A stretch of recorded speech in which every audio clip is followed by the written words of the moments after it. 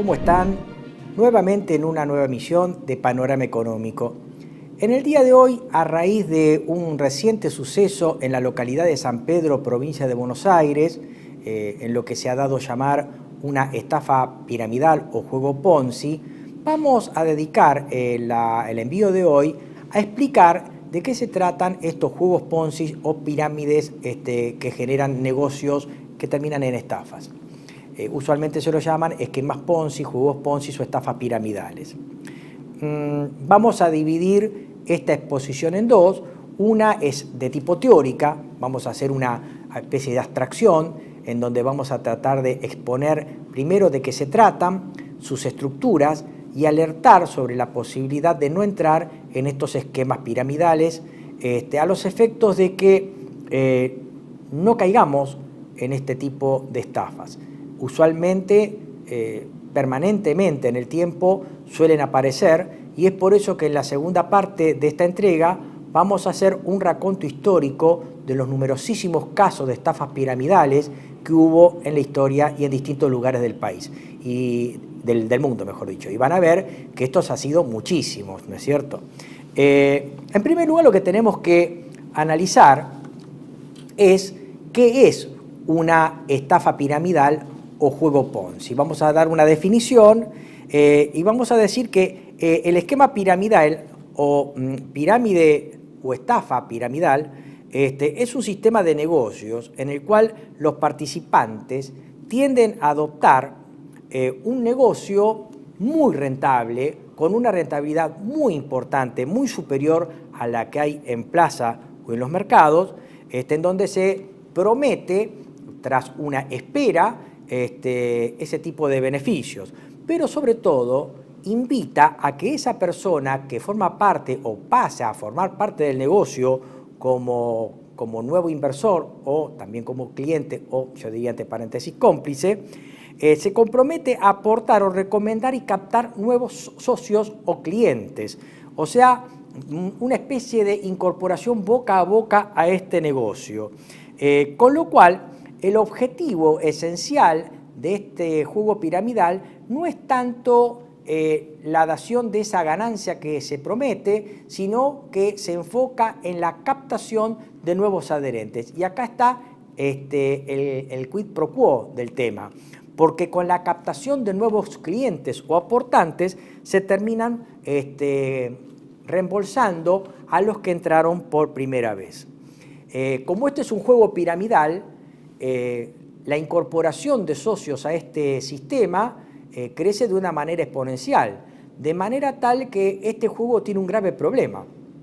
No existe una infinita cantidad de participantes que vayan ingresando a la base del juego para financiar al dueño y a los primeros inversores, por lo tanto, estos sistemas tarde o temprano terminan colapsando. Vale decir que para que un juego Ponzi pudiera eventualmente funcionar bien, deberían haber infinitos participantes, dado que ese crecimiento exponencial involucre una incorporación infinita de participantes, a la vez que los inversores que vayan ganando vuelvan a ingresar a la pirámide y a reinvertir. Esto desde un punto de vista matemático, pero desde un punto de vista lógico, si estas inversiones van a la economía real, cosa que no ocurre, tarde o temprano hacen que estos juegos terminen colapsando, quebrando y generando, por un lado, que el inversor termine preso o fugado con su botín, parte de la gente que se ha beneficiado termine bajo el escarnio público, porque son los pocos que han quedado beneficiados, a expensas de la gran mayoría que han quedado expoliados o estafados, ¿no? Porque en la esencia del juego Ponzi, reitero, el gancho está en la alta rentabilidad que se promete, alta rentabilidad que parece ilógica, como veremos en los próximos minutos, y en donde lo esencial es que usted permanentemente aporte ingresantes para terminar financiando los beneficios para el dueño o para los primeros inversionistas. Esto implica que el número de participantes que tienen que entrar a estos juegos Ponzi tiene que ser cada vez mayor, ¿no es cierto? Y obviamente la idea es mantener a los participantes originales con un aporte permanente o eventualmente cuando ya el sistema se está saturando y no hay la suficiente cantidad de gente que vaya ingresando al juego, implica que yo lo que tengo que hacer es forzar, premiar al ingreso de mayor participantes, eventualmente hacer que la gente que gana reinvierta sus utilidades y no las quite del sistema para que no colapse, o eventualmente aumentar las esperas y a cambio de ello prometer un mayor rendimiento. De ese modo la pirámide logra sobrevivir, ¿no es cierto? Generalmente esto parte de un organizador que se vende de una manera profusa por los medios de comunicación, toma cierta reputación como una persona que es caritativa, buena. Ya vamos a ver un par de casos, como en el caso alemán, por ejemplo, una señora muy famosa. Se logra generar una reputación, una confianza, tal que tome a los incautos e inversores para aportar sus fondos, ¿no es cierto? Está la idea del alto rendimiento, sobre inversiones que realmente no existen, o si existen las inversiones son en aquellos rubros que no se obtienen altas rentabilidades. Por ejemplo, hay muchas inversiones que se aplican en inmuebles y la rentabilidad de los inmuebles no es muy alta tradicionalmente. Desde el punto de vista penal, esto en definitiva es una estafa. El principal involucrado es el que organiza el juego, o sea, el que está en la punta de la pirámide. Y el resto hay un gris. Yo también los considero partícipe de esa estafa. Me voy a basar en esto a uno de los grandes pensadores del derecho penal, Claude Roxin, que hablaba que en determinados delitos existe una especie de dominio del hecho por parte de la autoridad máxima, que sería el de la pirámide, y sus gerentes o partícipes.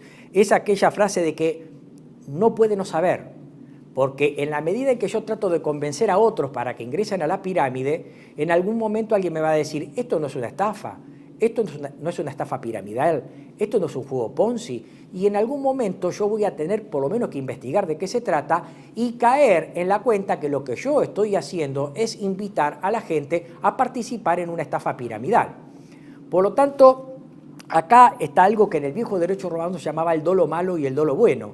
Yo puedo, a través de mi discurso, a través de este supuesto negocio, incorporar a gente bajo la promesa de estas altas rentabilidades.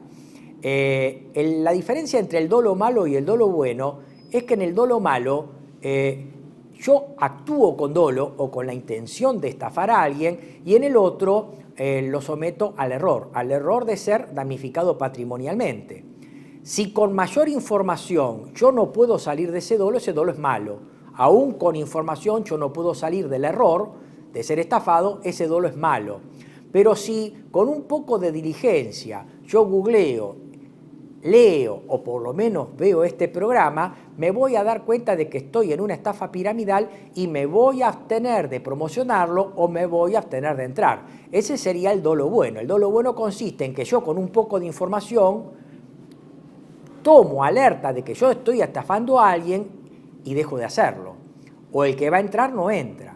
Ahora, si yo estoy sabiendo de que estoy en un esquema doloso de estafa y yo sigo involucrando gente, evidentemente yo formo parte de una organización de estafadores en la cual por lo menos soy cómplice del líder de la pirámide, ¿no es cierto? Como decía, estos juegos Ponzi caen o colapsan por saturación. O sea, llega un momento en que no puedo incorporar más gente, la gente se quiere ir, tomar las ganancias, yo ya no tengo los fondos y evidentemente ahí el sistema termina por caer. Y caen de dos maneras. O el organizador se alerta antes y se fuga, o directamente cae preso y termina siendo condenado por la justicia, como vamos a ver en numerosos casos. En la primera flyer vamos a ver una suerte de estructura del juego Ponzi. Es un poco, reitera lo que venimos adelantando. En primer lugar, prometen ganancias muy elevadas, por encima de lo normal y con aparentemente poco riesgo y esfuerzo. Se promete la posibilidad de entrar y salir, o sea, tomar ganancias en cualquier momento. Y acá vamos a detenernos en lo siguiente. En el mundo de los negocios con bajo riesgo siempre involucran baja tasa de rentabilidad. Por ejemplo, si yo invierto en Estados Unidos en una sociedad holding que presta servicios públicos, generalmente son acciones de poco riesgo, la rentabilidad es baja.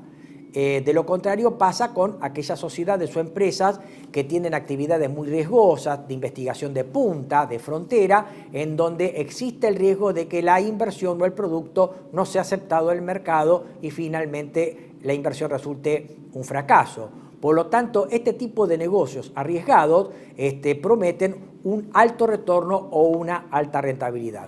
Por lo tanto, en el mundo de negocios tenemos una relación directa entre el riesgo y la rentabilidad. O sea, negocios riesgosos de bajo nivel de riesgo, la rentabilidad es más baja respecto de los negocios con un alto nivel de riesgo, en donde se promete una alta rentabilidad.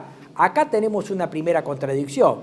Si estos negocios están ofreciendo una alta rentabilidad sin riesgo, acá hay una contradicción que va contra toda lógica que se da en el mundo de los negocios. Por lo tanto, acá ya tenemos una primera señal de alerta. Cuando usted le dice que va a tener una rentabilidad muy alta, muy superior a la que hay en el mercado, sin riesgo.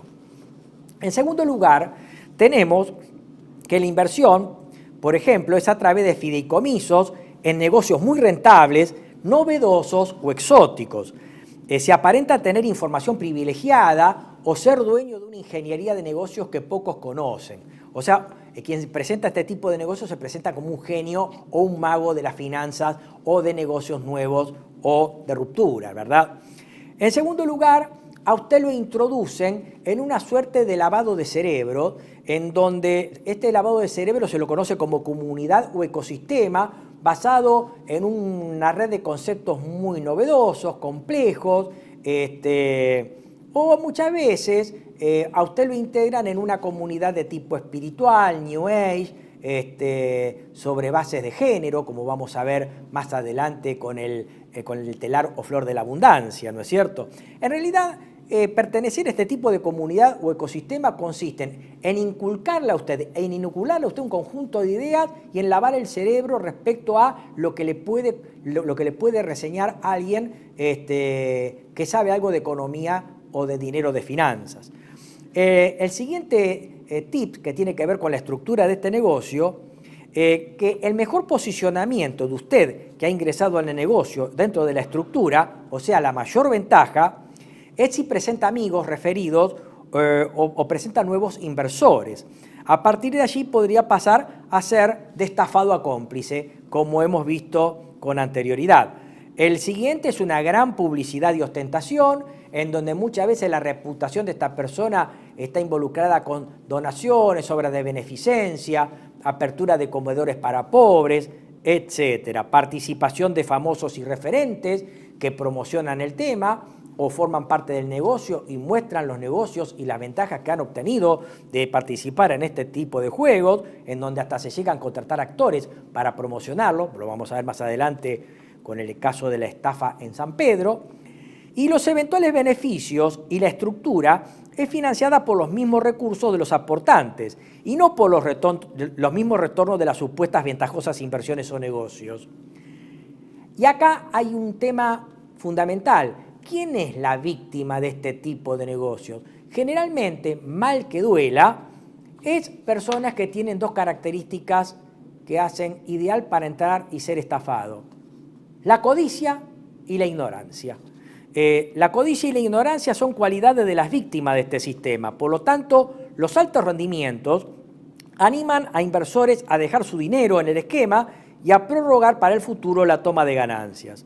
Y sobre todo, hay flotando una idea de cuando la limona es grande hasta el santo desconfía, o la idea de dinero fácil o plata dulce.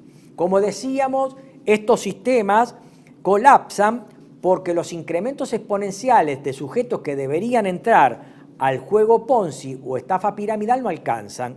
Por lo tanto, para que la pirámide pueda sobrevivir, es necesario incentivar con mayores premios al ingreso de mayores participantes o que los que ya estaban reinviertan o aumenten su periodo de permanencia o se le dé una ventaja adicional para poder hacer sobrevivir a la pirámide.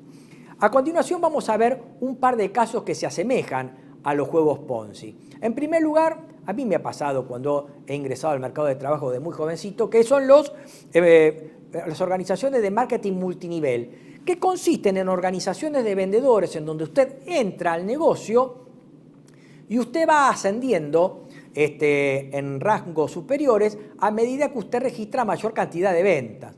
A medida que usted registra mayor cantidad de ventas, más son las comisiones o los premios, que pueden darse en especie. Por ejemplo, logré entrar en una semana 5 o 10 clientes, me dan de regalo un electrodoméstico o una compensación en dinero. Pero el tema es que en estos esquemas de marketing multinivel o ventas multinivel, se va creando una organización a partir del momento en que yo entro, tengo que hacer un par de cosas. En primer lugar, volver a salir a la calle, vender los productos, lograr referidos para lograr más ventas, pero a su vez lo que tengo que hacer es captar nueva gente para integrarlas como socios a la organización, como nuevos vendedores para fijar una nueva base de gente que va a dedicarse a las ventas. Y eso genera que yo vaya ascendiendo y teniendo más comisiones. Por lo tanto, se crea toda una red piramidal de vendedores en donde, entre otras cosas, para poder sobrevivir y ascender, necesito referidos para clientes potenciales o también convocar a nueva gente para integrarla a la organización de ventas. Esto se ha aceitado mucho en los tiempos modernos con las redes sociales como X, Instagram, Facebook y WhatsApp, ¿no es cierto? Existen otros incentivos cuando yo integro este marketing de multinivel que están cerca de la ilegalidad. Por ejemplo, me exigen un nivel de ventas mínimo si no me van a echar, por ejemplo. Pagos de cuotas o cánones para el ingreso o para la permanencia. Pagos previos para la entrada o suministro de equipos, por ejemplo, uniformes, merchandising, etcétera. Uniformes, letreros. Que los mismos vendedores se comprometan cada tanto a comprar los productos que vendo, o tener la exclusividad de o vender o comprar el producto en el que forma parte el objeto del equipo de venta, que se usen los productos de la compañía, aprovechar al máximo las relaciones interpersonales que uno pueda tener en la facultad, en el club, en el barrio, etcétera.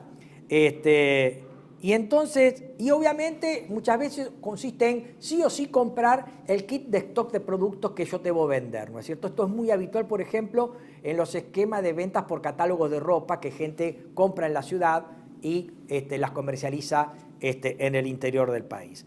Por lo tanto, acá tenemos un gris, que yo lo dejo a usted para la polémica, si estos sistemas de marketing multinivel no representan en sí un esquema piramidal o juego Ponzi. Después tenemos otro sistema en donde también tenemos un esquema Ponzi, en donde unos pocos se benefician frente a otros muchos que se perjudican, que es el mercado de las obras de arte, en donde, sobre todo las obras de arte moderno, en donde existe toda una cofradía de galeristas, marchands y coleccionistas que toman un producto, una obra de arte, un artista que produce esas obras de arte y lo inflacionan para que la venta de esos productos terminen muy altos en el mercado, el comprador incauto compra y finalmente cuando quiere revender para tomar la ganancia de esa inversión, el producto, la obra de arte, ya no vale tanto, incurriendo en una pérdida entre el alto valor de compra y el bajo valor de venta. El otro tema son las burbujas. Este tema está muy vinculado a las burbujas especulativas, por lo tanto el tema de las burbujas simplemente lo vamos a tocar tangencialmente porque seguramente dará motivo a un programa semejante a el tema de las historias de las burbujas especulativas. Y en la burbuja especulativa lo que generalmente ocurre es que un producto por acción irracional de la demanda toma un valor totalmente desmesurado y totalmente ajeno al verdadero valor. Y entonces lo que ocurre es que en algún momento se explota y ese producto de la noche a la mañana no vale nada. Como en su momento ocurrió en una de las primeras experiencias de burbujas especulativas, fue en 1634, 1637 en Holanda con unos tulipanes, en donde el precio de un tulipán usted podía comprar una casa, ¿no es cierto? Y de la noche a la mañana, en 1637, la burbuja estalló y los tulipanes no valían casi nada. En ese caso se da una suerte de jugo Ponzi, porque ese valor desmesurado, insuflado por la demanda, haciéndole creer al inversor que está en un mercado que es permanentemente bullish, que permanentemente va a subir, por lo tanto, a ese valor presente yo tengo que el valor futuro va a ser mayor, por lo tanto hasta puedo incentivar o apalancar esa operación endeudándome para comprar a futuro ese valor, sabiendo que en definitiva si siempre sube y las cosas me van mal, vendo lo que tengo comprado, pago el préstamo y hasta me quedo con una diferencia, típico caso de lo que es una burbuja. Y en realidad muchas veces pasa que ese precio está totalmente inflado. Cuando la burbuja estalla, unos pocos se salvaron, que fueron los que se fueron antes, y los que quedaron en el tendal fueron los que se endeudaron, compraron y vendieron a precio ruinoso. Por lo tanto, acá tendríamos, en este caso, que un juego Ponzi o un juego piramidal también se tratan las burbujas especulativas. Y saltamos a la deuda. El problema de la deuda externa también puede asemejarse a un juego Ponzi, tal como lo dijera el maestro Héctor Giuliano. El problema del endeudamiento es un juego Ponzi, porque en la economía yo puedo tomar un crédito para invertir, para producir con una maquinaria más bienes que después vendo. En ese caso, ese crédito va a producir bienes tangibles que se compran y se venden en el mercado. Por lo tanto, ese tipo de crédito no es dañino porque en definitiva producen y venden más bienes. Ahora, tenemos el caso de que cuando yo me estoy endeudando para comprar un activo intangible que en definitiva no genera bienes, no genera la multiplicación de bienes tangibles en la vida real.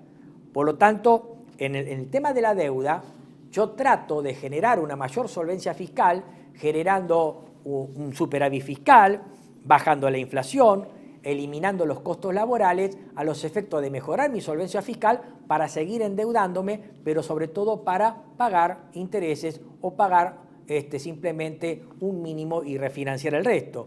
Por lo tanto, termino generando dinero para pagar dinero que se multiplica y finalmente no puedo pagar, generando una especie de cadena perpetua o de endeudamiento perpetuo.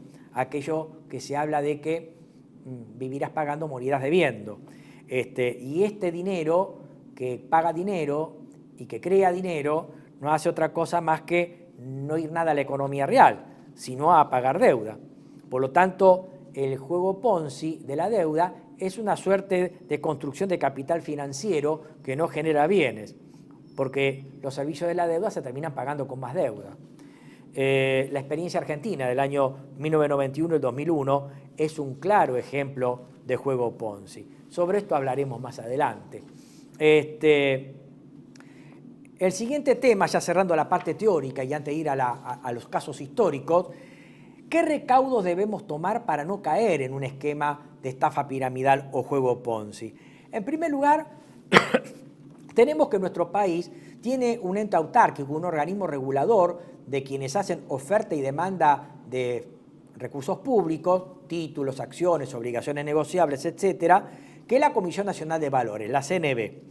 Y por lo tanto, cuando se nos ofrecen operar con este tipo de esquemas Ponzi, lo esencial, porque esta gente trabaja con criptomonedas, aplicaciones, etcétera, es verificar si la plataforma se encuentra registrada en el registro de proveedores de servicios de activos virtuales, PSAB, que depende de la CNV, ¿no es cierto? Esto en cuanto al organizador del juego Ponzi o estafa piramidal. En segundo lugar, respecto del organizador, lo que tenemos que ver es que las plataformas digitales a descargar sean provistas por tiendas oficiales que podemos encontrar en nuestro teléfono celular o en Google Play Store o Apple Store.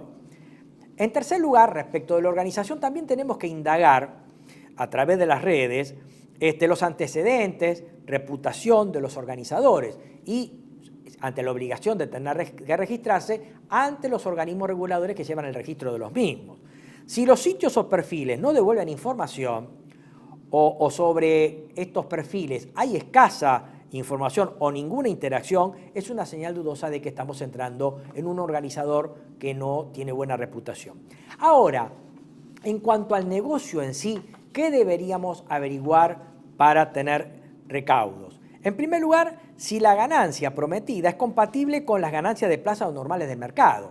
Después vamos a ver que en la estafa de San Pedro se ofrecía una ganancia diaria en dólares del 1%, que era totalmente disparatada. O sea, 1% implica tener una ganancia a lo largo de un año de más de 3.500% en dólares, cuando un bono del Tesoro norteamericano a 10 años promete una tasa anual del 4% anual, o un plazo fijo en dólares hoy en día rinde 0,5% anual. Entonces, lo que hay que verificar es si esas ganancias son compatibles con la de plaza o normales de mercado. Y cuando yo invierto, este jefe de pirámide, ¿dónde aplica eso que yo invierto? Y respecto a dónde se aplican esas inversiones, hay que ver bien si esas inversiones en las que se aplican mis recursos son ramas de la inversión que aportan rendimientos compatibles con los de plaza o normales de mercado. Si ambas cosas, ambos resultados son exponencialmente más altos que los de plaza de mercado, es preferible que no entre. En segundo lugar, respecto al tipo de negocio, lo que habíamos dicho hace unos minutos, se lo presenta como altamente rentable y sin riesgo. Sin embargo, como la rentabilidad tiene una relación directa con el riesgo, alta rentabilidad, alto riesgo, baja rentabilidad, bajo riesgo, una alta rentabilidad nos debe alertar sobre lo riesgoso de la operación. En tercer lugar, es un tema importante que cualquier tipo de inversión fluctúa a lo largo del tiempo en función de alguna crisis externa, el devenir de la economía, etc. Entonces, cualquier tipo de inversión tiene cierta volatilidad. Evidentemente, un bono soberano tiene menos volatilidad porque es una inversión menos riesgosa, por lo tanto la rentabilidad es más baja y tiende a tener menos fluctuaciones que si, por ejemplo, una acción que cotiza en Nasdaq, por ejemplo, que produce turbinas para cohetes espaciales, en donde sí, ahí vemos que las fluctuaciones son muy grandes porque la inversión es riesgosa, porque son tecnología de punta, la rentabilidad es muy alta, por lo tanto, ahí sí tenemos una gran fluctuación de este tipo de acción. Por lo tanto, cualquier tipo de inversión es volátil o con fluctuaciones.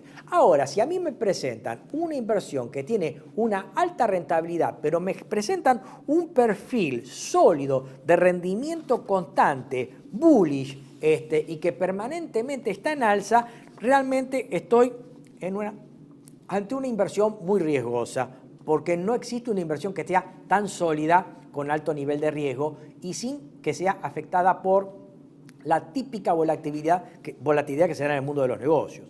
En cuarto lugar, si no me resulta claro el plano destino de las inversiones, o hay secretos, o se presenta el negocio como algo complejo, o como una especie de receta del chef, o existen problemas burocráticos, errores de registros habituales con la consabida dificultad para obtener pagos, acá estoy en presencia de una eventual estafa.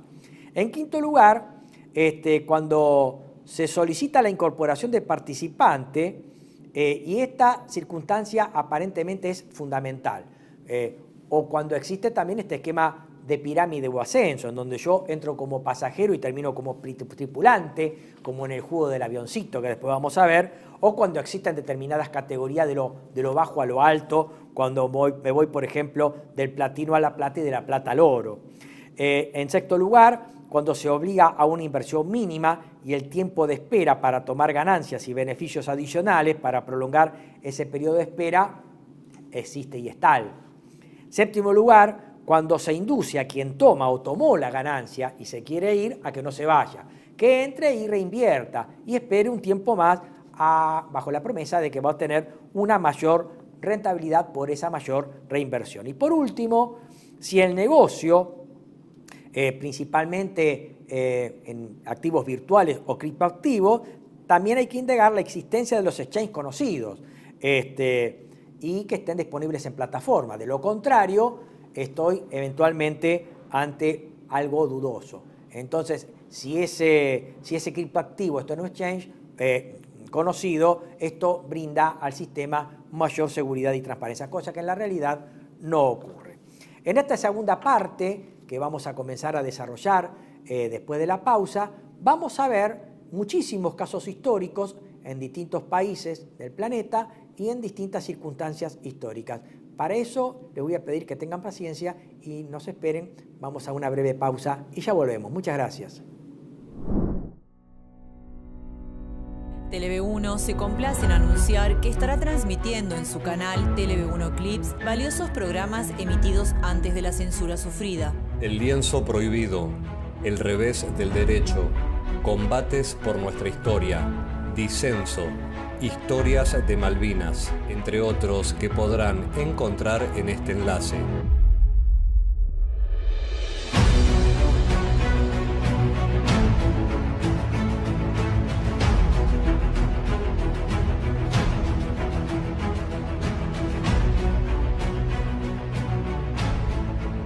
Agradecemos su aprovechamiento y difusión. Bienvenidos a CEPA, Centro de Estudios del Pensamiento Americano. Nuevo sitio web de cursos de formación en política, filosofía, historia, literatura, geopolítica, religión, psicología y más. Cursos de formación que reflejan el verdadero pensamiento americano. Lo invitamos a elegir el curso de su agrado ingresando en www.cepa.la.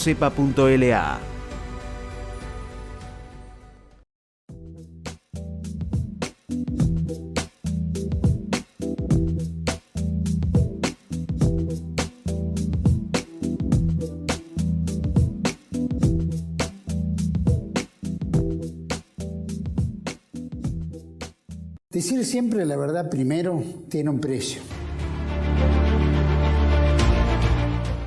Dependemos de tu ayuda. TLV1, toda la verdad primero.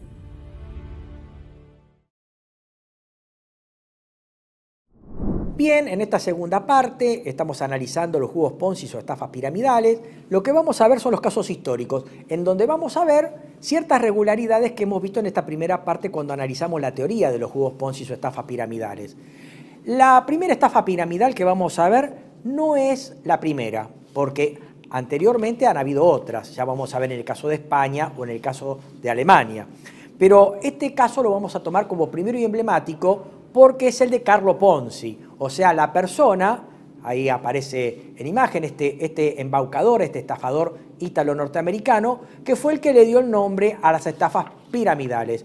Don Carlo Ponzi nació en Lugo, provincia de Rávena, en Italia, en 1882, y en 1903 viene a Estados Unidos, jovencito, se dice que con poca plata, $2.50 en liras, ¿no es cierto?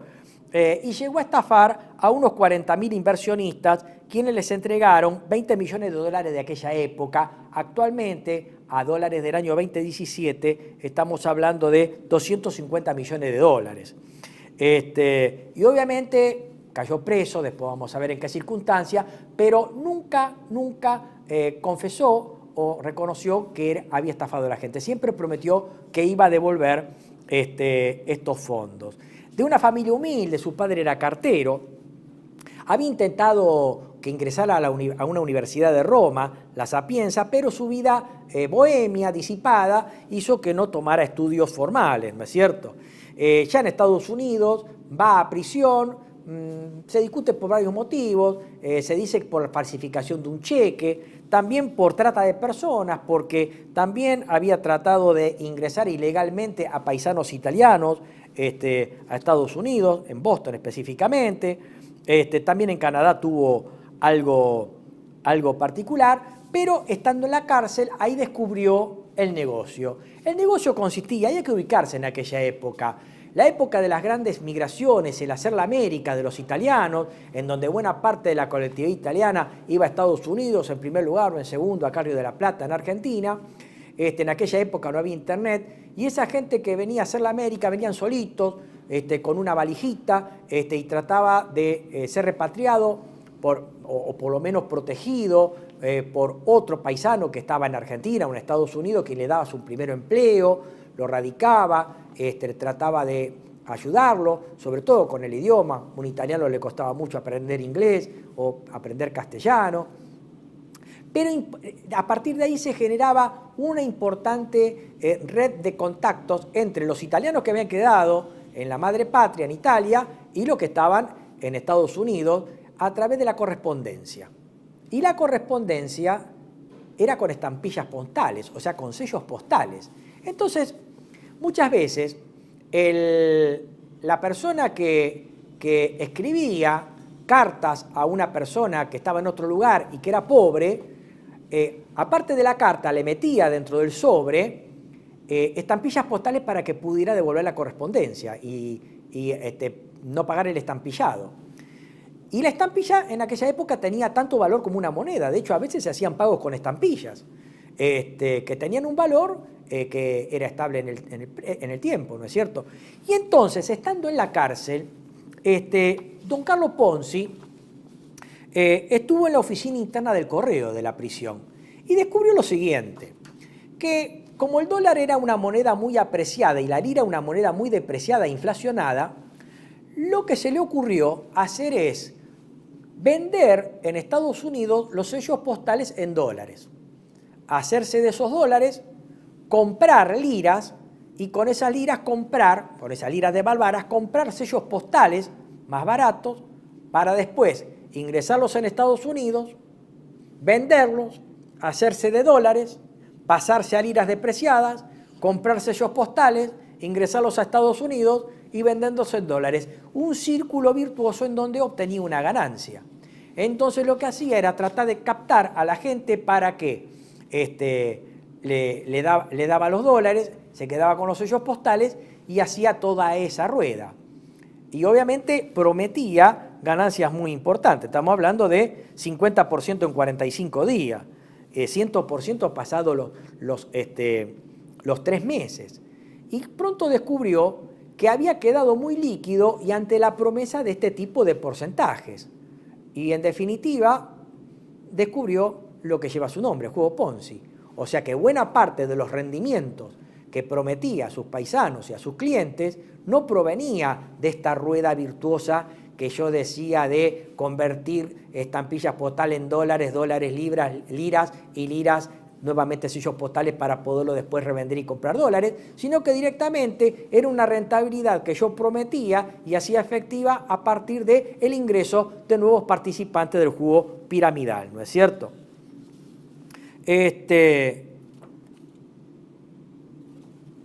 Y obviamente el hombre captó muchos clientes, se hizo muy famoso, era un dandy, una vida muy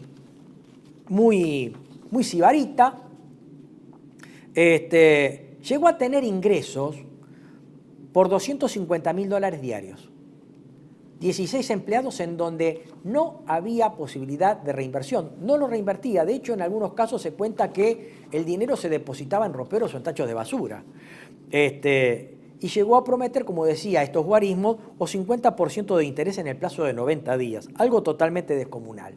La crisis estalla cuando un analista financiero llamado Clarence Barron, por encargo del Boston Post, descubrió que Ponzi no reinvertía el dinero que recibía de sus inversores.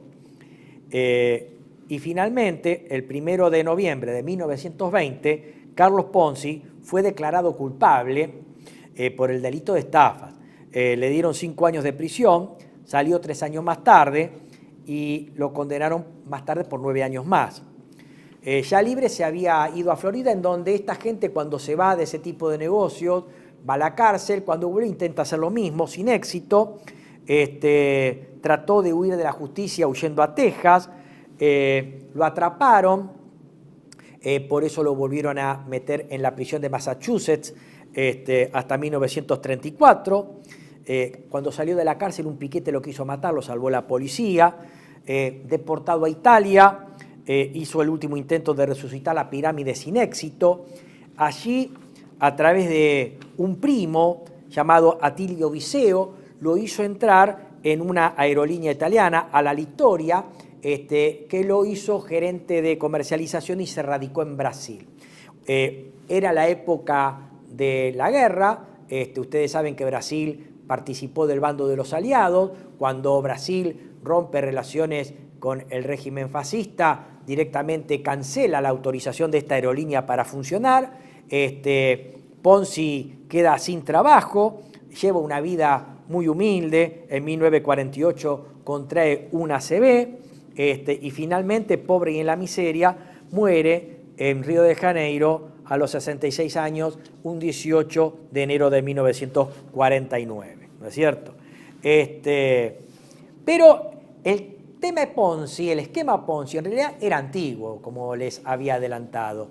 Vamos a ver el caso alemán con una señora que era actriz, que es una de las pioneras en este tipo de estafas. También en los escritos del escritor Charles Dickens tenemos antecedentes de juego Ponzi plasmado en dos novelas. Una es Martin Chuzzlewit de 1884 y en otra obra de Dickens llamada Little Dorrit de 1857, en donde también Dickens presenta estafas piramidales o esquemas Ponzi, ¿no es cierto?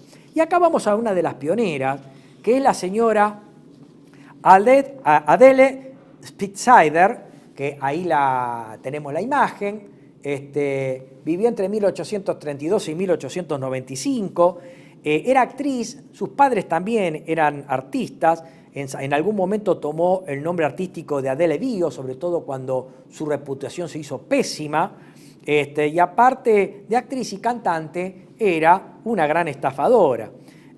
Con el ya comienzo del declive de su carrera artística, se convirtió en una banquera privada que en realidad tenía como target en Baviera a gente muy humilde, humildes colonos y gente que trabajaba en granjas, los granjeros de Múnich y Dachau. Es por eso que este banco privado que constituyó ella en 1869 también se lo llamó, aparte de banco privado, el Dachauer Bank, porque operaba también del Dachau, ¿no es cierto? Y en realidad también hay que ver el ámbito, el momento. Ella vivía en la Católica Baviera, de hecho ella era católica y buena parte de los fondos eran para cubrir su disipada vida, ostentosa vida, sibarita vida, junto con su novia, la señora era lesbiana, que se llamaba Emil Steyer, la actriz, que trabajaba bajo el nombre artístico de Braniska. Y era a su vez su socia y cómplice también, ¿no es cierto? Se dedicaba a obras de beneficencia, hacía donaciones a la iglesia y también llegó a mantener cerca de 40 comedores de humildes, ¿no? Y también hay que ver el tema del contexto. En aquella Alemania dividida en su momento por las guerras de religión entre luteranos y católicos, el negocio de la usura generalmente estaba en manos de gente no cristiana. Por lo tanto, ella, bajo su reputación de ser mujer católica, era una apetencia fácil para que la gente, esta humilde gente, estos colonos de Dachau o de Múnich, se valieran de esta señora para colocar sus ahorros sin saber que iban a ser estafados. Ella prometía, por estas imposiciones, un 10% de interés mensual, altísimo, desde ya, ¿no es cierto? Obviamente, como decía, invertía poco, las pocas inversiones que hacía las hacía en inmuebles, que daban poco retorno.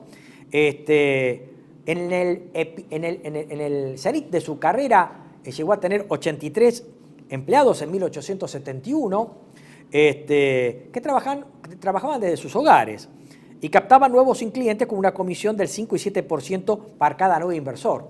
A esta gente le daban ese tipo de retorno, ¿no es cierto? En 1872, momento más alto de su fama, se la consideró la mujer más rica de Baviera. Y ahí colapsó todo. El sistema Ponzi no era conocido, por lo tanto, la señora fue detenida y condenada a 3 años de cárcel por defraudación y contabilidad irregular. Recuerden que el esquema Ponzi no se conocía en aquella época. El banco fue clausurado y dejó un tendal la señora y su novia. 32.000 inversores que perdieron 38 millones de gulden bávaros, que hoy serían 400 millones de euros de 2017. Ya libre en 1876, intentó restablecer el esquema piramidal en Hamburgo-Altona y en Berlín, también sin éxito. Regresó a Múnich en 1878 para publicar sus memorias y en 1880 fue detenida al intentar abrir un banco sin permiso estatal, siendo luego liberada sin cargos.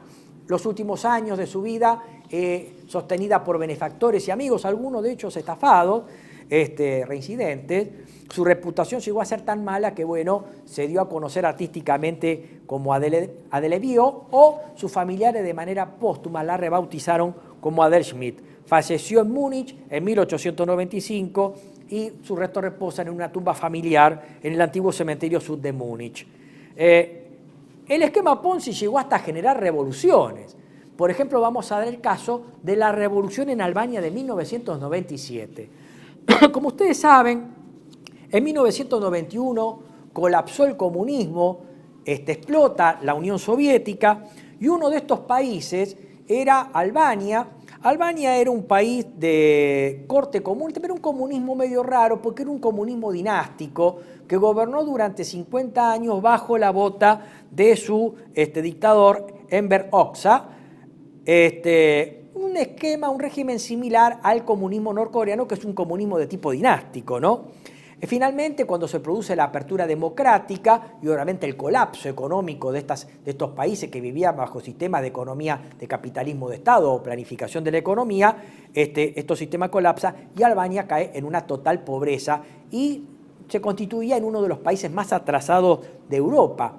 En 1997 Albania tenía 3 millones de habitantes y en un informe que en su momento publicó The Washington Post dijo que Albania era uno de los países más pobres de Europa, de tal suerte de que había en Tirana, su capital, no había un solo semáforo, tampoco había muchos automóviles. Y lo que es peor, en la capital Tirana solo habían 12 ascensores, o sea, no se conocía el ascensor. Y obviamente una población empobrecida se dedicaba al juego clandestino o a ser sometida a este tipo de estafas piramidales.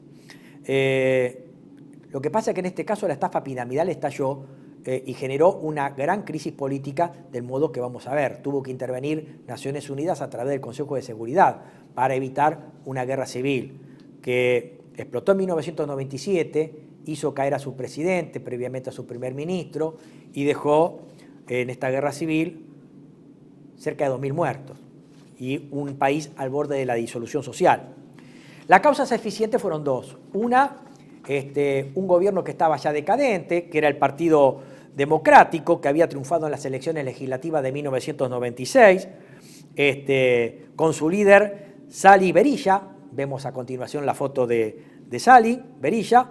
Y el factor económico eran las estafas piramidales, dentro de las cuales se contó con el respaldo de Sali Berisha, que costó 2% de la población. O sea, estamos hablando de que de 3 millones de albaneses, 2 millones cayeron en manos de este tipo de estafas, ¿no es cierto? Se incentivaban depósitos bancarios con intereses muy altos frente a una eventual insolvencia del sistema.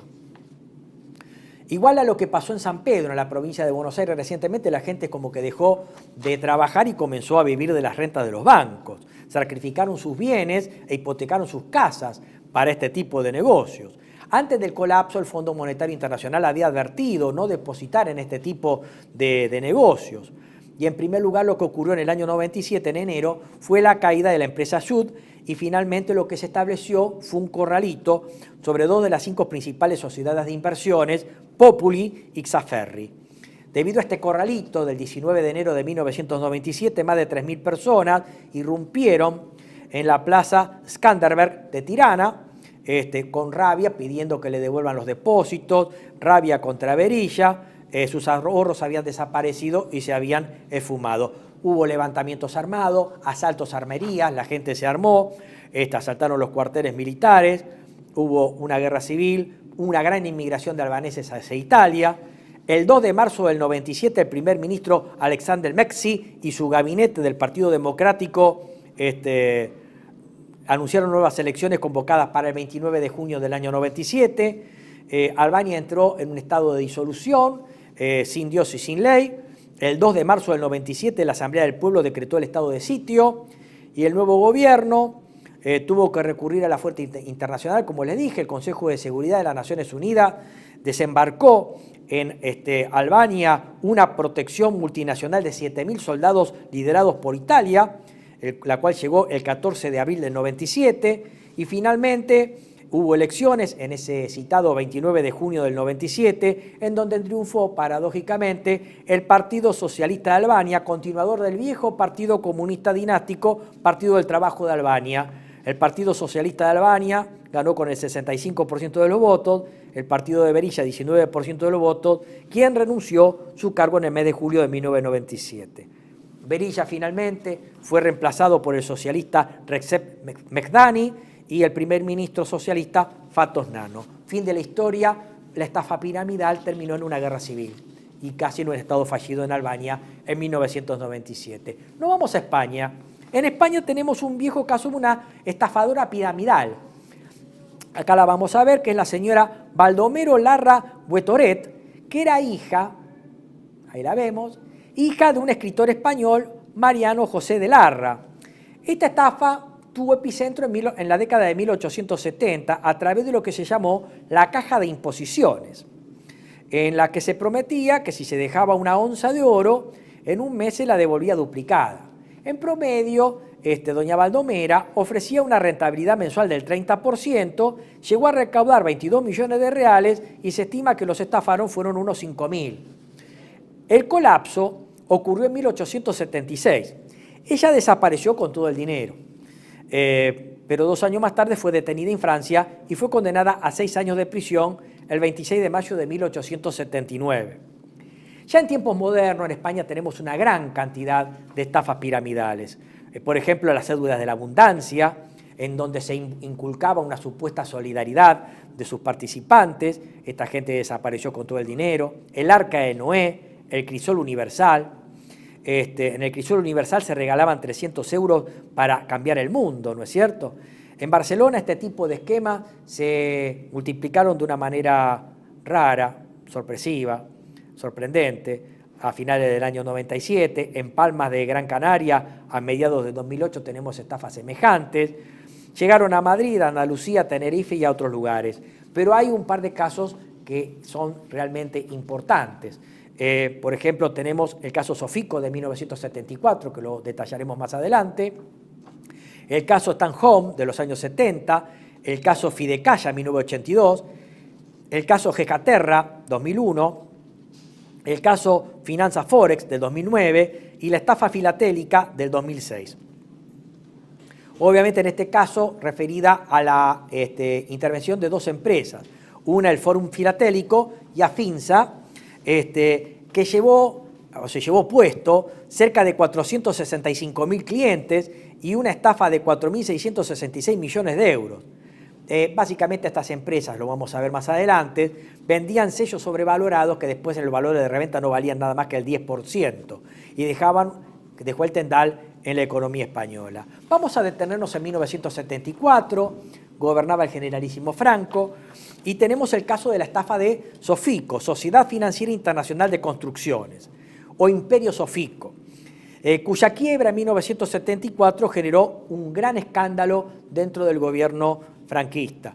El grupo Sofico comenzó en 1962 con un capital de 15 millones de pesetas, se constituyó en Madrid y cuyo objeto era construir, vender, arrendar apartamentos en la Costa del Sol, especialmente en Estepona, bajo la iniciativa del empresario Eugenio Pedro Salmerón. Y acá tenemos que meternos un poco en la época, década del 70, el gobierno del generalísimo ofrecía a España como un gran museo y como una especie del balneario de Europa, en donde proliferaron la construcción de hoteles, carreteras, para que la gente, sobre todo los europeos, bajaran a tomar buen sol, buena comida, buen vino y buenos jamones, ¿no es cierto? Fue el gran auge de las inversiones en turismo en España y de las grandes empresas constructoras. Por lo tanto, Sofico creó Sofico Inversiones, que pagaba un interés del 10% y era invertido sobre apartamentos ya construidos que se ponían a nombre del comprador, pero que eran alquilados y administrados por Sofico. En 1965 se suman Sofico Vacaciones y Sofico Atlas, siempre mirando el tema turístico, ¿no? Y al principio este tipo de ventas prometían construir departamentos y venderlos para lucrar con la construcción y venta o lucrar con los arrendamientos. Pero ocurre que fue tan grande el auge de inversiones a Sofico que Sofico quedó tan líquido que en definitiva terminaba teniendo inversiones sin que los departamentos se construyeran, o muchas veces terminaba teniendo la recaudación de la totalidad de un complejo edilicio sobre la venta de los planos. O sea, terminaba teniendo ingresos sin ver ningún departamento, y aquí comienza el juego Ponzi. Al principio funcionaba muy bien, pero después terminó en un juego Ponzi en donde se prometía el 12% de rentabilidad neta anual. Sin embargo, con la operatoria anual no se reunía ni siquiera el dinero necesario para abonar los intereses prometidos a los inversores. Pedro ideó la creación de filiales en el extranjero para fondear esto, ¿no es cierto? Y entonces la estafa se multiplicó.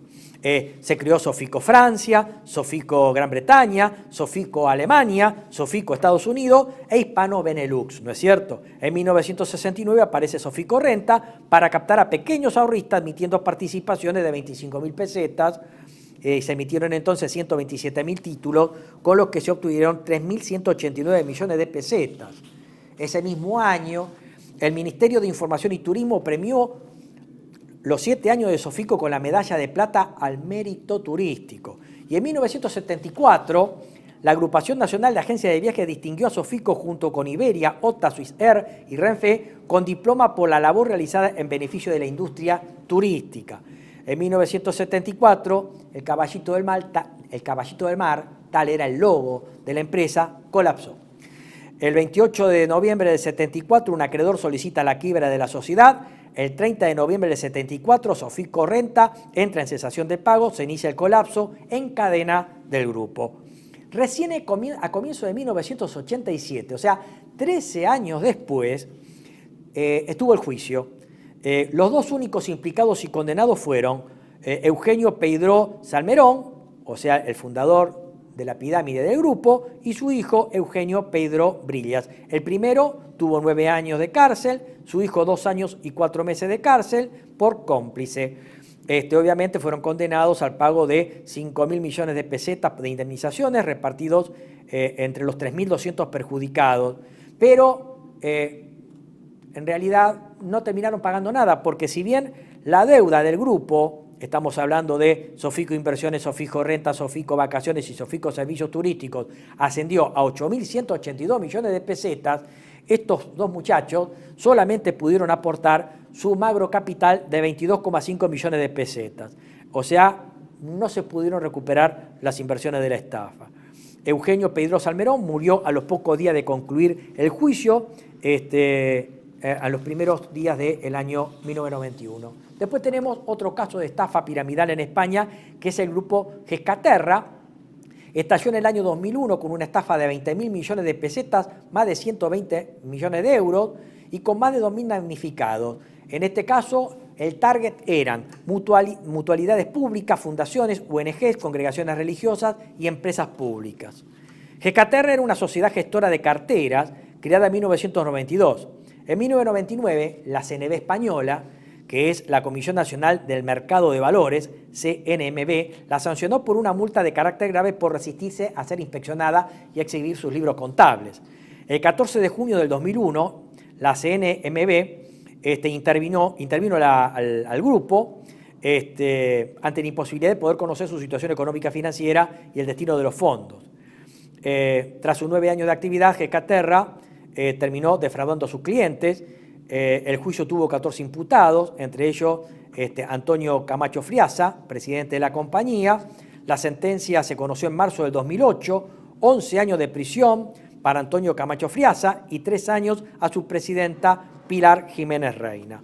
Y pasamos a un emblemático caso de estafa española, que es sobre sellos postales el mismo negocio que comenzó Ponzi a través de dos firmas. La primera que vamos a ver es el Fórum Filatélico, sociedad española de fondos tangibles, fundada en 1979. Durante 27 años trabajó en este rubro, cosechó muchos premios, halagos, por parte del reconocimiento de instituciones del Estado y medios de comunicación.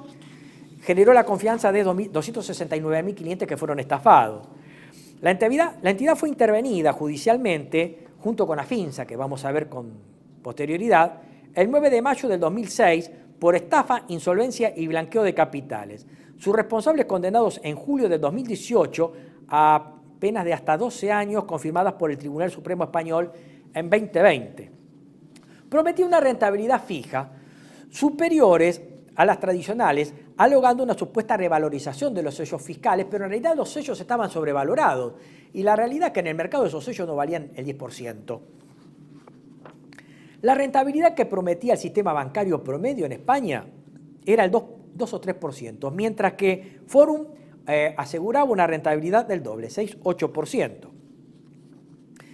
Y acá se vio beneficiado el Forum porque tras la crisis de las empresas.com, mucha gente que había quedado al margen de ese gran colapso de la burbuja fue y fondeó al Fórum Filatélico. Por lo tanto, tuvo más margen de acción esta estafa.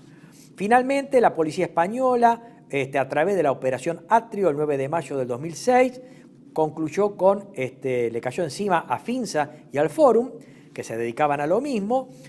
Sus autoridades fueron acusados por estafa, blanqueo de capitales, insolvencia punible y administración desleal. Como decía, el Fórum dejó un total de 269.000 clientes afectados, en los cuales se pudo recuperar solo el 10% de su inversión varios años después. El máximo accionista y cerebro, José Manuel Carlos Llorca Rodríguez, del Fórum, huyó a Venezuela y se hizo una cirugía plástica para no ser reconocido. Finalmente, el 24 de septiembre del 2015, los responsables fueron condenados a pagar 2.259 millones de euros. Y finalmente, el 13 de julio de 2018, recayó sentencia, 20 condenados de los 27 acusados, 12 años de cárcel por los delitos de, como decía, estafa, insolvencia punible, falseamiento de cuentas anuales y blanqueo de capitales. Y al expresidente de la entidad, Francisco Brionés, se le impuso una pena de 12 años, 4 meses y 16 días de prisión. Vamos a saltar a la otra empresa melliza, que era Afinsa, que también se dedicaba a los sellos postales. Afinsa había sido fundada en 1980 por Albertino de Figueiredo, un portugués residente en África.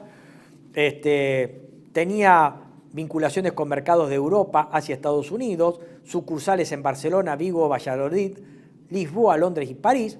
A finales del año 2004, Afinsa tenía un centenar de oficinas, 2.600 empleados, cerca de 143.000 clientes. Su volumen de negocios era de 542 millones de euros y ganancias que ascendían a 51 millones de euros. Aunque tras su intervención se determinó que su pasivo exigible con sus clientes era de más de 1.700 millones de euros. O sea, estaba quebrada esta empresa. En 2006, como dijimos, fue intervenida judicialmente, acusada de delitos contra la hacienda pública, blanqueo de capitales e insolvencia, a través de la ya dicha operación Atrio. Arrestó a su presidente, Juan Antonio Cano, y su fundador, Albertino de Figueiredo, y afectaron a un total de 150.000 clientes. El 11 de los 13 directivos de Afinsa fueron condenados a prisión en 2016 por la Audiencia Nacional, por estafa agravada, continuada, insolvencia punible y delito continuado de falseamiento de las cuentas anuales. Y finalmente el Tribunal Supremo lo que hizo fue reducir las penas en concepto de prisión por parte del presidente de Afinsa, que pasó de 12 años y 10 meses a 8 años y 7 meses, pero fueron condenados a pena de prisión. En Portugal tenemos una estafa de tipo más bien doméstica. Entre 1970 y 1984, una señora llamada Doña Branca prometía pagar 10% de interés anual. En 1988 se le dictó una condena de 10 años de cárcel en su raíz delictivo que acumuló 85 millones de euros. Más recientemente, en Portugal, tenemos la empresa GTASI, con posterioridad llamada Bisoncept, Los cerebros fueron el brasilero portugués Tiago Fontoura Miranda y su socio Antonio Loyos, un ex sindicalista, 350.000 afectados, con negocios que se ramificaron por Portugal, Brasil, España, Francia, Bulgaria, Rumania, Perú, México, Canadá. El total defraudado se calcula en más de 1.000 millones de euros. En Estados Unidos, acá sí tenemos para hacer dulce. Tenemos antecedentes. Una señora, Sarah Howe, fue la pionera, década de 1880, por conducta de Lady Post, cuyo target eran las mujeres, ofrecía un interés anual mensual del 8%. Fue descubierta y cumplió con 3 años de prisión. Tenemos el caso en 1889 de William 520% Miller, con su empresa Union Franklin en Brooklyn, Nueva York, se comprometía a pagar el 10% semanal, estafando a sus clientes en alrededor de $1 millón y pagó con una sentencia de 10 años de prisión. Lo vamos a ver a continuación. Un señor llamaba Allen Stanford, ya en nuestra época, 2012, culpable fue declarado por el Tribunal de Houston, en Texas, de defraudar a 30.000 inversores a través de Stanford International Bank, con sede en Antigua, por un valor de $7.000 millones. Y acá caemos en un caso emblemático, el de Bernie, que es considerado el mayor de la historia en términos personales. Me estoy refiriendo, miren qué cara de bueno que tiene, Bernard Lawrence Madoff. Nació en 1938, murió en 2021. En 1960 creó su empresa Investment Advisory. El hombre era neoyorquino, banquero, es corredor de bolsa, asesor financiero y fue uno de los desarrollos del Nasdaq con que se ven la evolución de las cotizaciones bursátiles de empresas de alta tecnología en la bolsa de Estados Unidos. En 2008 fue detenido por el FBI y acusado de fraude porque utilizó un esquema Ponzi. El stock de la inversión, agárrese la cabeza, $64.800 millones, la mayor ejecutada por una sola persona, a través de Investment Advisory. ¿A qué se dedicaba esta inversión? Fondos de cobertura que prometía grandes retornos de inversión a través de su genio financiero. La firma no se encontraba registrada, por lo tanto no estaba auditada, no estaba bajo el control de la Securities Exchange Commission de Estados Unidos, o sea, la CNB de Estados Unidos. Recién en el año 2006 se pudo auditar el tema y finalmente en 1999 un gestor de inversiones, Harry Markopoulos, hizo la denuncia ante la SEC en Boston, la cual llevó 9 años de investigación y prosperó. Los estafados esencialmente eran grandes: bancos y aseguradoras, bancos privados y fondos fundaciones y entidades filantrópicas, principalmente de la comunidad judía, y personas físicas. El 20 de junio del 2009, el juez federal Denny Chin lo sentenció a 150 años de prisión, más el decomiso de $17.179 millones. Cargos: fraude de valores, asesor de inversiones fraudulentas, fraude postal, fraude electrónico, lavado de dinero, falso testimonio, perjurio, fraude a la seguridad social y robo de un plan de beneficios para empleados. Él, a contrario de Carlo Ponzi, no se arrepintió. Era consciente de lo que había hecho y no se había arrepentido. En un reportaje que concedió al periódico The New York Magazine el 6 de junio de 2010, dijo: "No me arrepiento por el daño causado. Que se jodan mis víctimas. Eran avarios y estúpidos. Ojalá me hubieran atrapado hace 8 años. La cárcel es una liberación". Finalmente, como decíamos, Madoff terminó muriendo y obviamente es actualmente una de las estafas Ponzi más recordadas y más espectaculares en esta historia que estamos contando. En Sudáfrica, antes de pasar a América, en 1984, Adrian Nieuwhof fue activador para un negocio que se parece al negocio de los quesitos chilenos, que después vamos a ver, que se trataba de vender a la gente que aportaba graciosamente una suerte de activador para cultivo de leche, que después había que volvérselo a vender a la firma, que a su vez los exportaba y aseguraba grandes rentabilidades.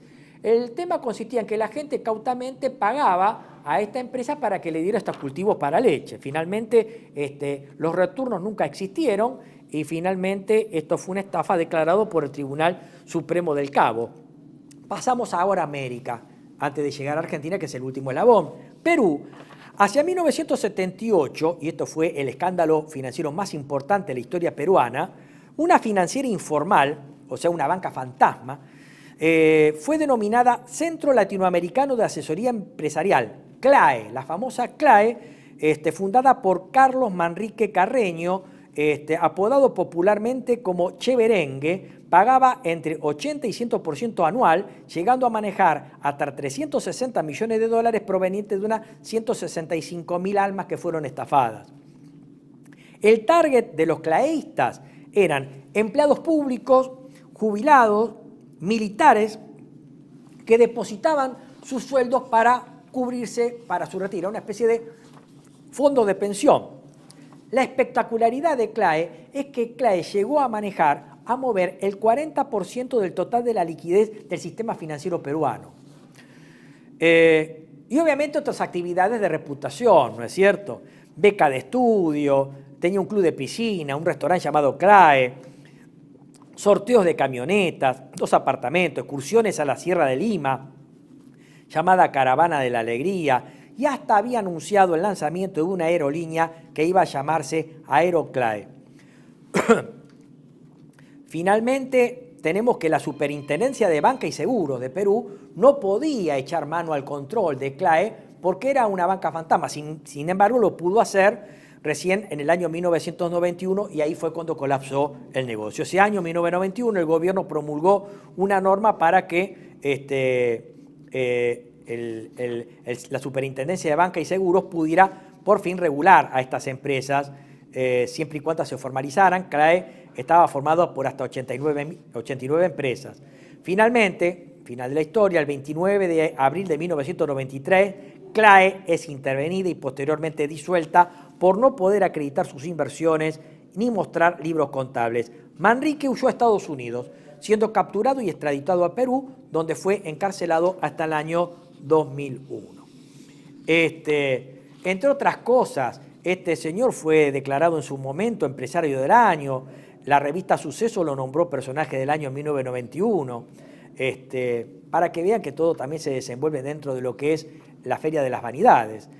Este hombre murió a los 88 años el 10 de julio del 24, siempre negó que su negocio hubiera sido una pirámide. Esta pirámide fue conocida como la mayor estafa en la historia financiera de Perú. En Guatemala tenemos también financieras fantasmas. En 1994, Autocasa, Glizar, Afin S.A. y más recientemente Inversiones Prime S.A. e Inversiones Quetzal S.A. generaban también un esquema Ponzi de altas tasas de interés en donde se fueron con el dinero y desaparecieron los dueños.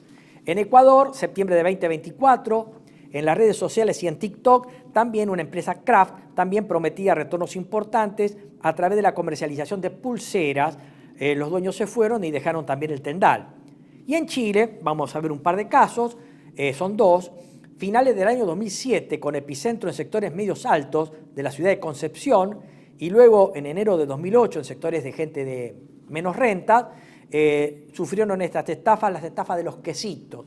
Consistían en que la gente ponía unos pesos, promedio unos $427 en el año 2025, para comprar una especie de productos con los cuales se creaba una materia prima con las cuales finalmente esos fermentos lácteos oleofilizados, llamados quesitos o honguitos, terminaban siendo nuevamente vendidos a la empresa organizadora de la estafa piramidal llamada Fermex Chile, Sociedad Anónima, con una supuesta exportación a Francia con altísimos rendimientos.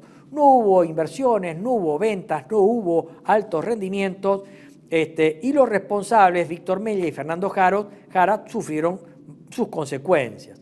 El epicentro de esta estafa fue el pueblo de Coltauco, en la región de O'Higgins, donde sus pobladores hasta dejaron de trabajar para dedicarse a este tipo de cuestiones. En el tema del año 2006 se saturó el negocio. La cabeza de la pirámide era una embaucadora, una señora francesa llamada Madame Hill, cuyo nombre verdadero era Gilberte Van Herpe, ¿no es cierto? en diciembre del 2007, los mencionados Víctor Mella y Fernando Jara fueron condenados a 5 años de cárcel. En 2008 se les fue concedida la libertad vigilada porque eso ha argumentado que Madame Hill los había estafado ella también. La señora Madame Hill, como no hubo pruebas, no pudo ser juzgada en Chile, pero sí fue en Francia, en donde recibió una condena de 6 años de cárcel por estafa el 8 de julio del 2015 por el Tribunal de la Grande Instancia de París, Sala 13. Otra estafa en Chile, de tipo piramidal, fue descubierta en marzo del 2016 por la empresa Hace Inversiones, con más de 5.000 personas damnificadas por un total estimado de 60.000 pesos chilenos.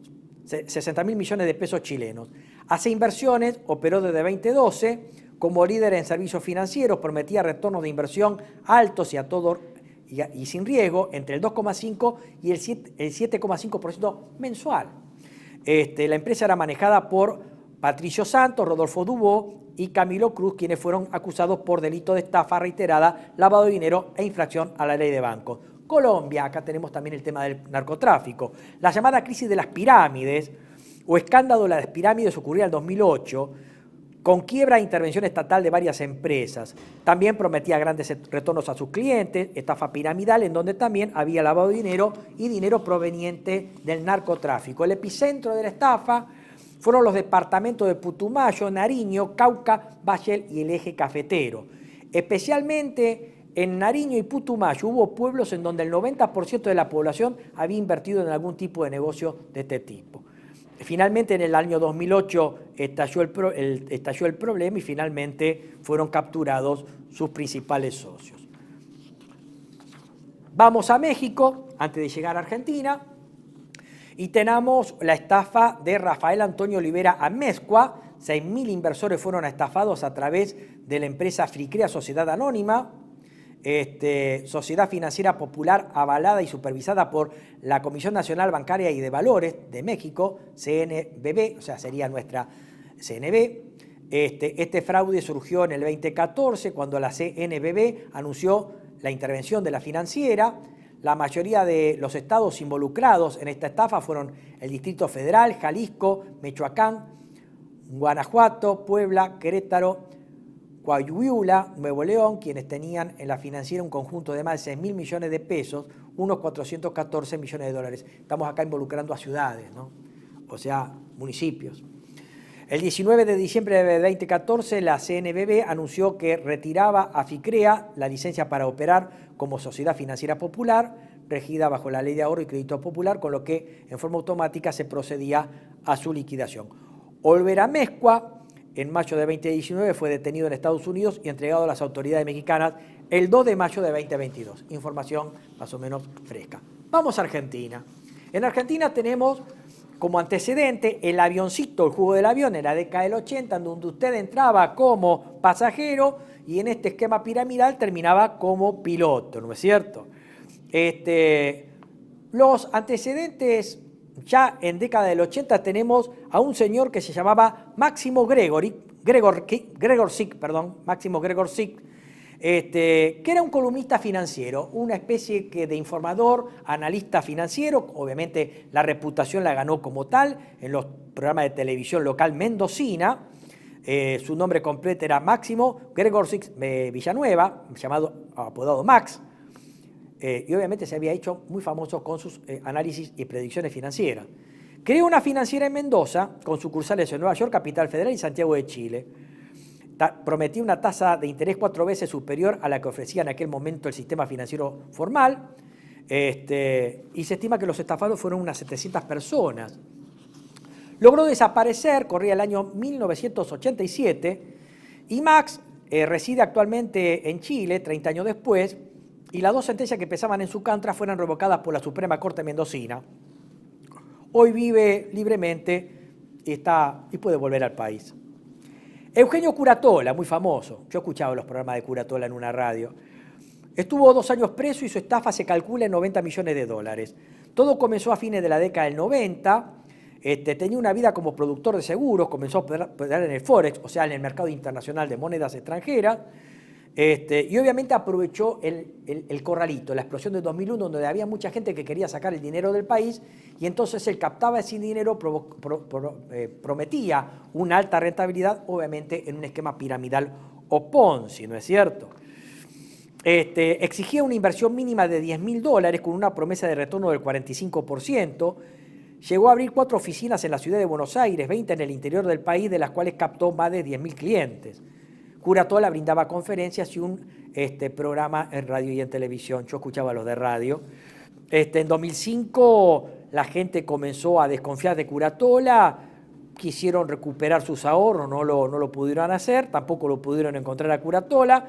La estafa se calculaba en el orden de los $90 millones. En el año 2008 la policía lo detuvo en el Country Abril y tras 2 años y medio preso fue liberado. En la actualidad dirige una consultora de negocios y de marketing digital llamada Tíquico Global. Saltamos a otro caso también de medios.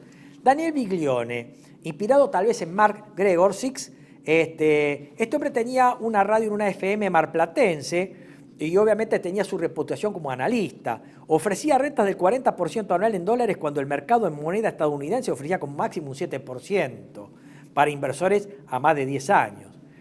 El monto mínimo para ingresar era de $10.000 y exigía que sus inversores no retiraran el capital por al menos un año, solo pudiendo obtener un pequeño porcentaje de los intereses.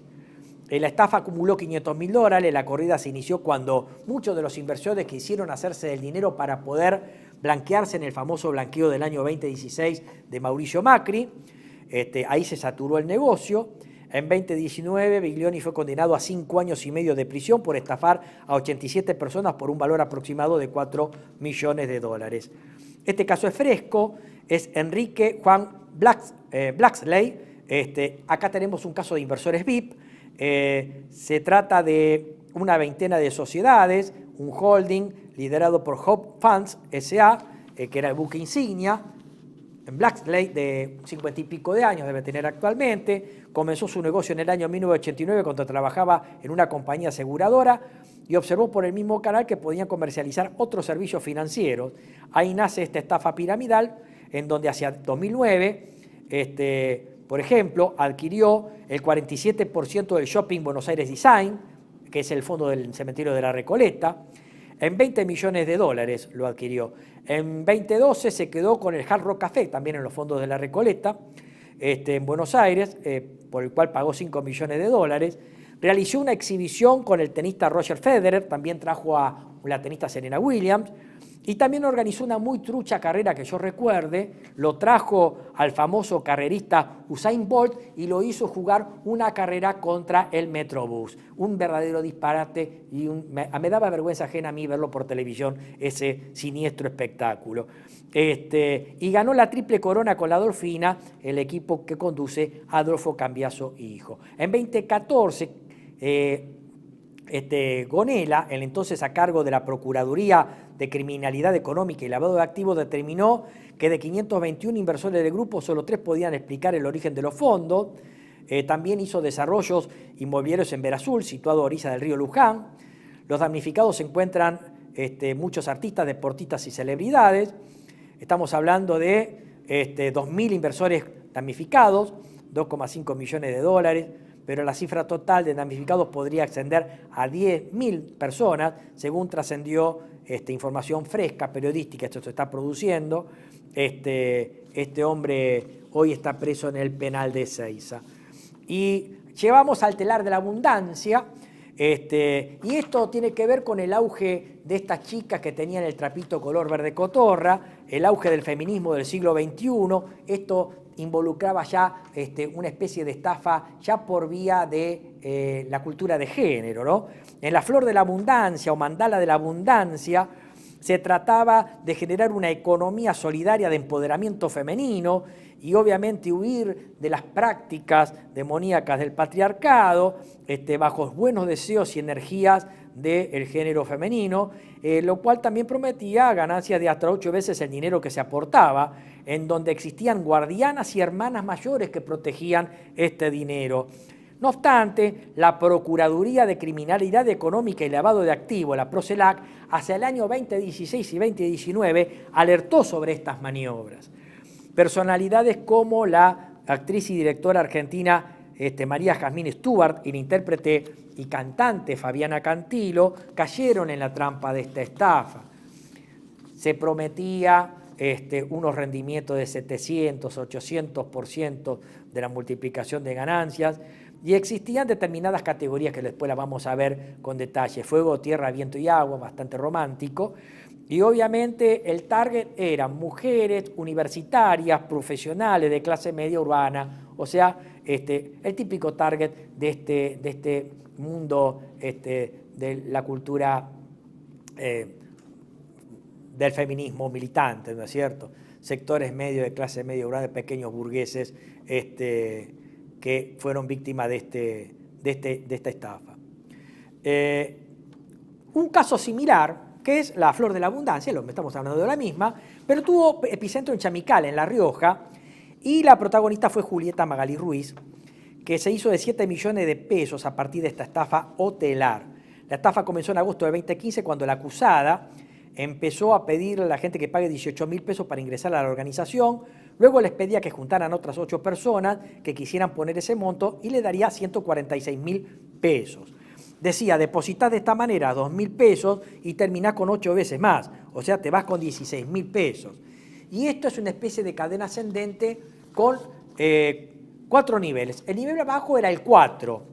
Ahí por ahí nos van a mostrar el flyer, que era el nivel fuego, con solo 8 personas que pretenden ingresar a la mandala. Para ello deben depositar en la cuenta de alguien entre 2.000 y 3.000 pesos. Después pasabas a la categoría nivel 3 aire, con 4 personas que ya depositaron la suma inicial y ahora deben atraer 2 nuevos interesados para escalar al siguiente nivel.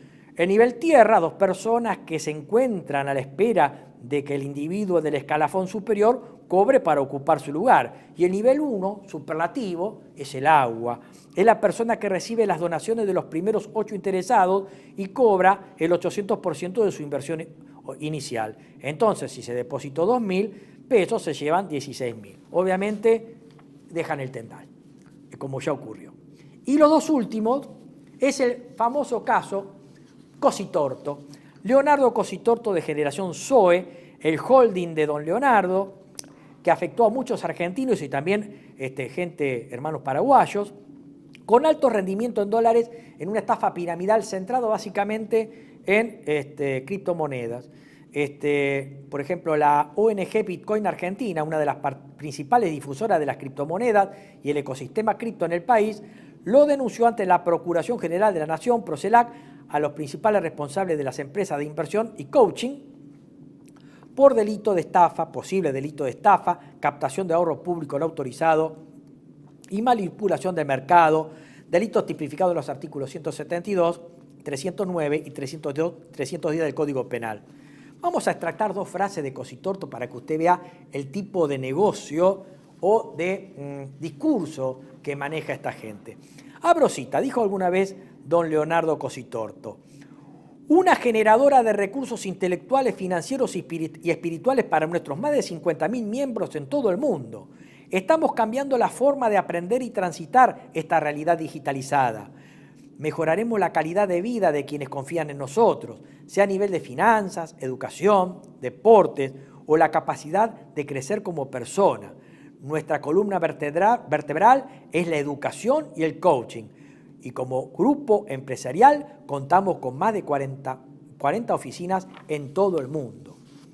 Después dice, en otro momento, las monedas cripto no tienen de respaldo más allá que la confianza, pero nosotros vamos a poner centros de canje a nivel mundial y a partir de las 10 monedas te llevas 10 gramos de oro.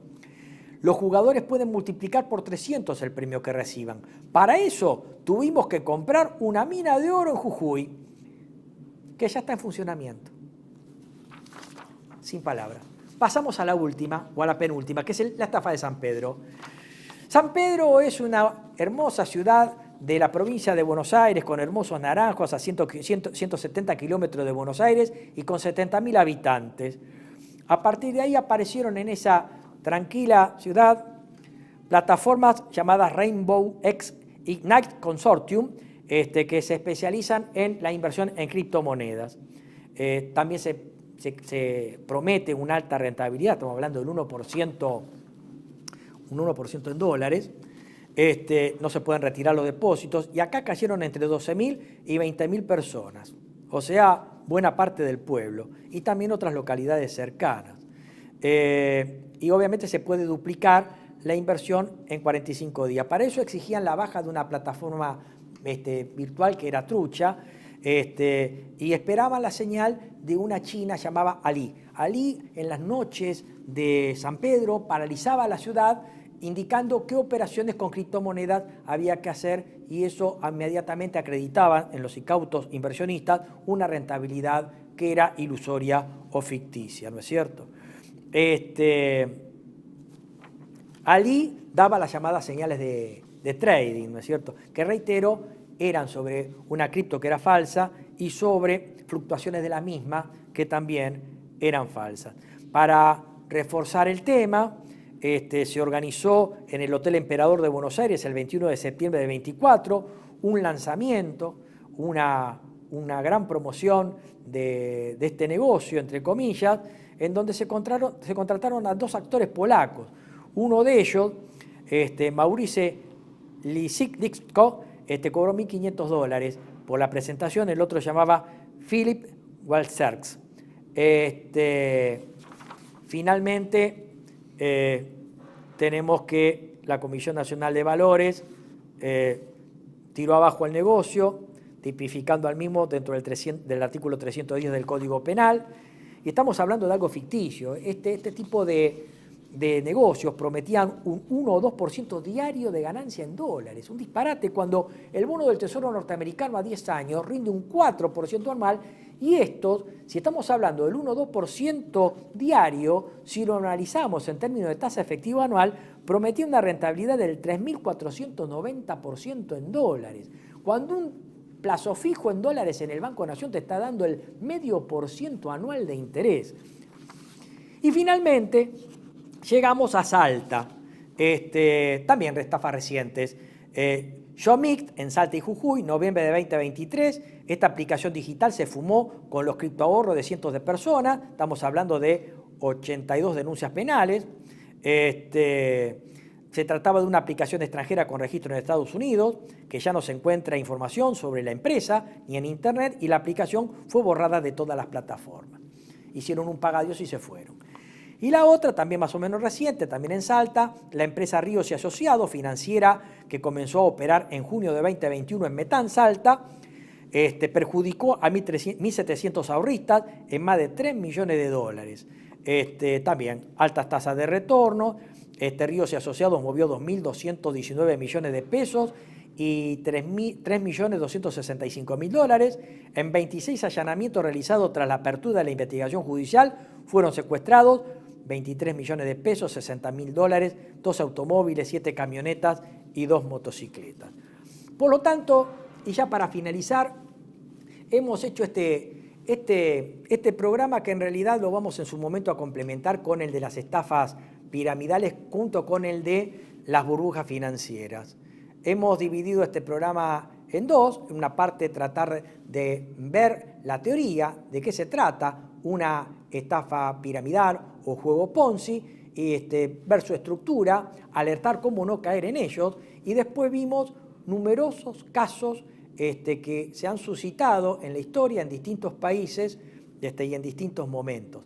Y sin embargo, las estafas piramidales estarán presentes y seguirán presentes en este mundo. Por lo tanto, esperamos que este tipo de programas sirvan para alertar, abrir los ojos, para que no seamos nosotros las próximas víctimas de una estafa piramidal.